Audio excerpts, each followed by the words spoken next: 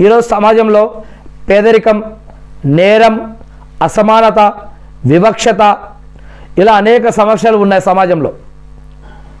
మరి వీటిల్లో ఆర్థిక వ్యవస్థ, పేదరికం, నిరుద్యోగం, ఆరోగ్యం, అనారోగ్యం, ఇల్లు, వాకిలి, నీళ్లు, రోడ్లు, జీవన పద్ధతులు, జీవితానికి కావాల్సిన అవసరాలు, అసమానత, వివక్షత, జాతి భేదాలు, అదేవిధంగా నేరాలు, కుట్రలు, ఘోరాలు, గృహం, హింస, పిల్లలపై వేధింపులు, మరి అనేక రకాల కొట్లాటలు, గొడవలు, అదేవిధంగా విద్య నిరక్షరాస్యత, నాణ్యత, అదేవిధంగా ఎన్విరాన్మెంట్ పర్యావరణం, పొల్యూషన్, గాలి కాలుష్యం, నీరు కాలుష్యం, భూమి కాలుష్యం, తినే వస్తువుల కాలుష్యం, మరియు అనేక రకాల మాదక ద్రవ్యాలు, సిగరెట్టు, గుట్కా, తంబాకు, జర్దా, మద్యం, డ్రగ్స్ ఇలాంటివి అనేక సమాజంలో ఈరోజు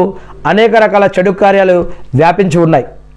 వీటిని అందరం కూడా వ్యతిరేకిస్తూ, అంటే ఈ యొక్క చెడుల పట్ల అందరం వ్యతిరేకత చూపాలి, మంచి కోసం మనం ప్రోత్సహించాలి, మంచిలో అందరం సహాయం చేయాలి, చెడుని రూపుమాపడం కోసం చేయాలి.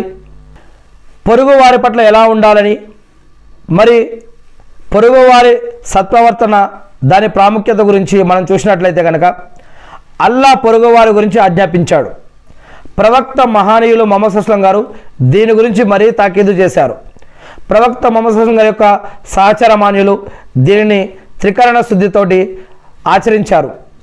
అన్ని కాలాల సజ్జనులు ఈ విషయంలో మంచి ఆదర్శాలు కలిగి ఉన్నారు. మరి అలాంటప్పుడు మనం ఎందుకు వెనకందే వేయాలి? మరి ముస్లిం అందరికన్నా మంచి పొరుగువాడుగా ఉండాలి అని మనం కోరుకోవచ్చు. ఇతరులతో ముందు మనం మంచిగా ఉండడం కోసం ప్రయత్నించాలి. ఎందుకంటే మహానీయ మొహమ్మద్ సల్లం గారు ఏమన్నారంటే, పొరుగువారి పట్ల సద్భావంతో మెలగండి, మీకు విశ్వాసం, ఈమాన స్థాయి ప్రాప్తమవుతుంది అని.